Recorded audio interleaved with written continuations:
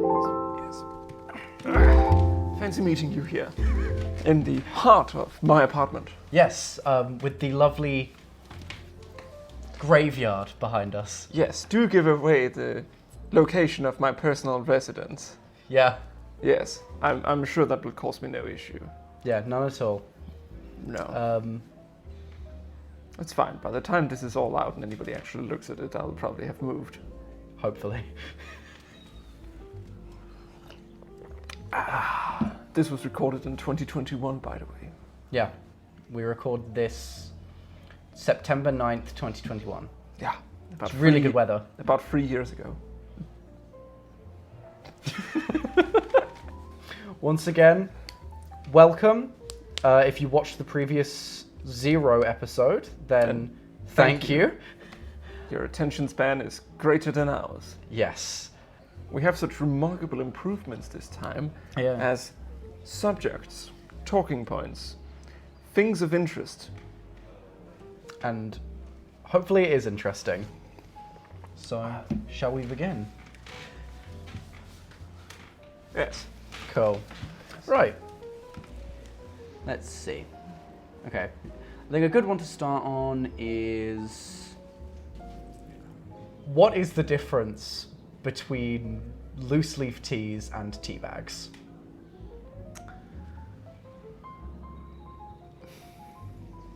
Well, one of them comes loose and the other one comes in a bag. Right. But why then have loose leaf tea? If that's the only difference.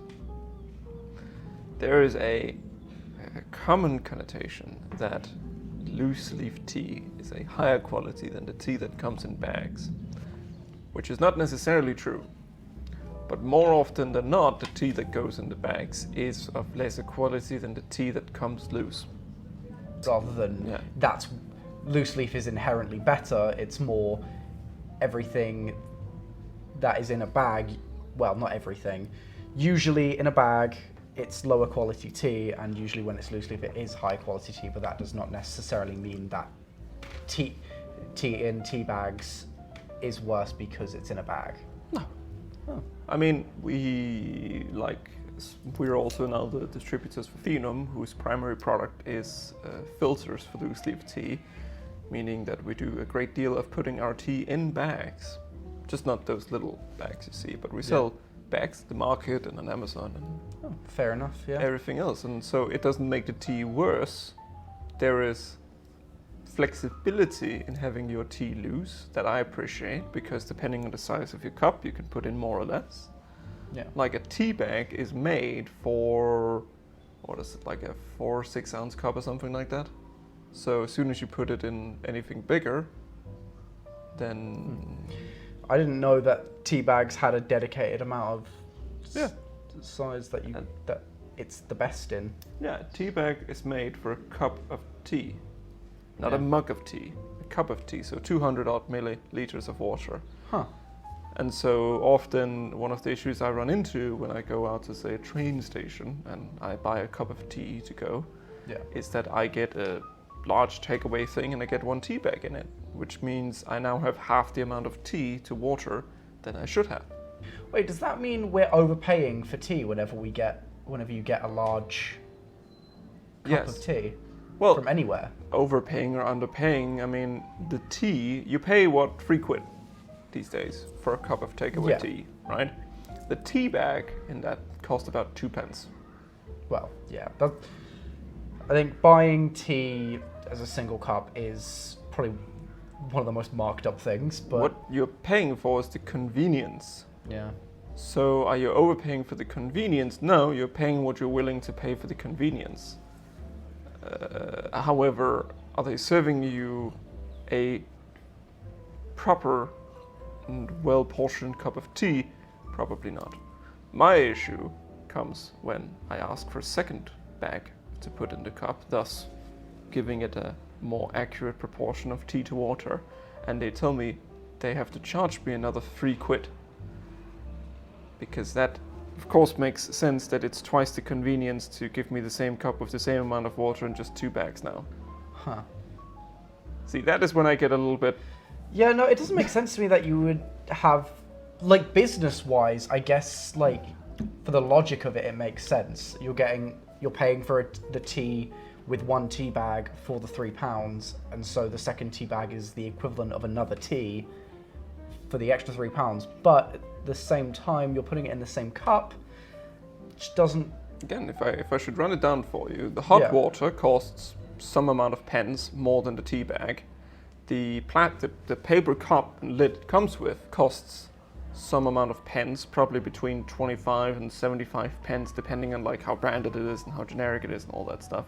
Yeah. Which is again infinitely more than the 5 pence or whatever that you pay for the actual tea. Heck, even when you can get nice loose leaf, and that will still be less than 20 pence.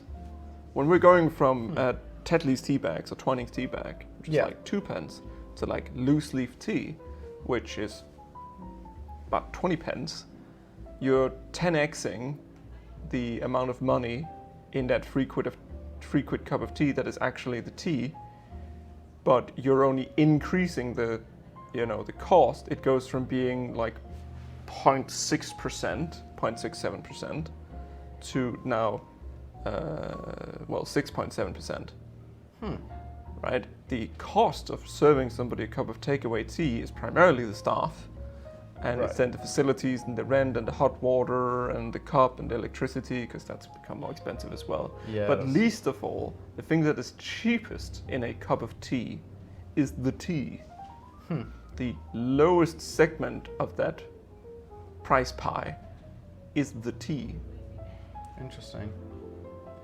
So most of what we are paying is just convenience. The oat milk is more expensive than the tea. Oh. Yeah.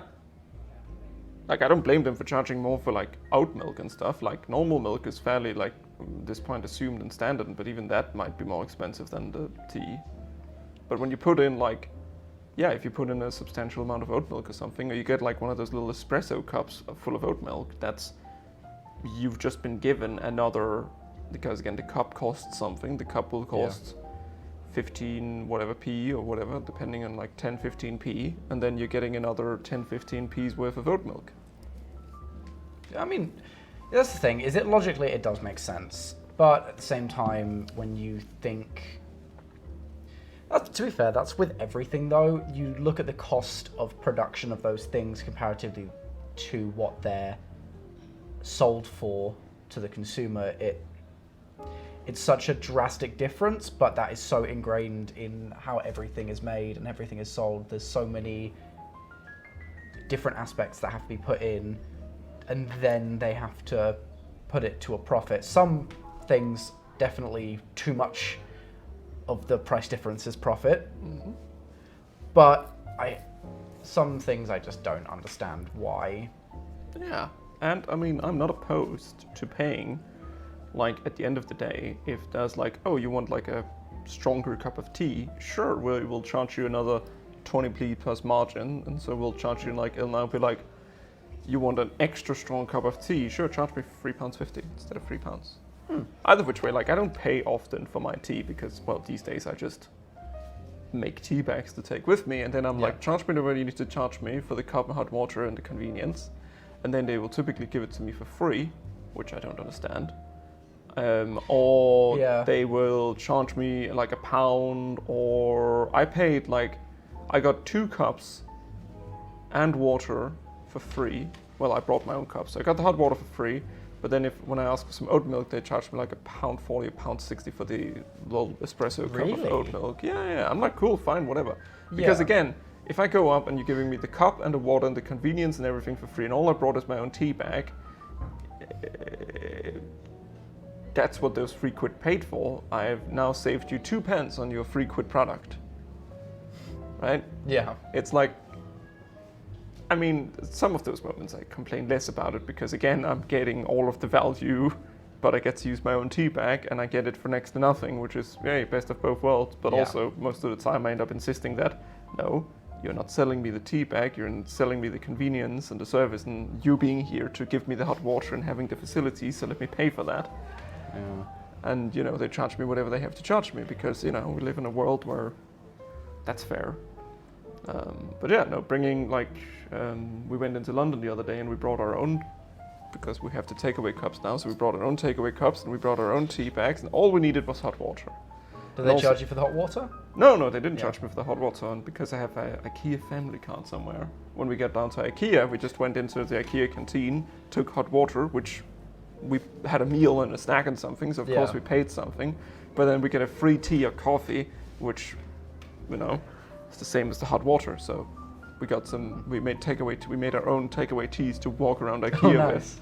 And yes, we did look for signs, so you're not supposed to bring your drinks and stuff, and we couldn't find any signs, and the staff didn't stop us, so yes, we lounged around IKEA with our own tea, and it was great. I found 5 different Strandmund chairs, and we've now recently settled that we like it in the green textile. Not the yellow one. The yellow one looks nice, but it wears poorly, which is why you always find the yellow Strandmund chairs out in eBay and these sort of things. They always look very worn down. Strandmund chairs from IKEA is one of those things that haven't been changed in 20 years, and they are fantastic. So now Brandon is gonna find the next subject because I'm going in an IKEA tangent. Yeah. But I want you to know, then when you eventually doze off from reading the newspaper or worse, literature. What?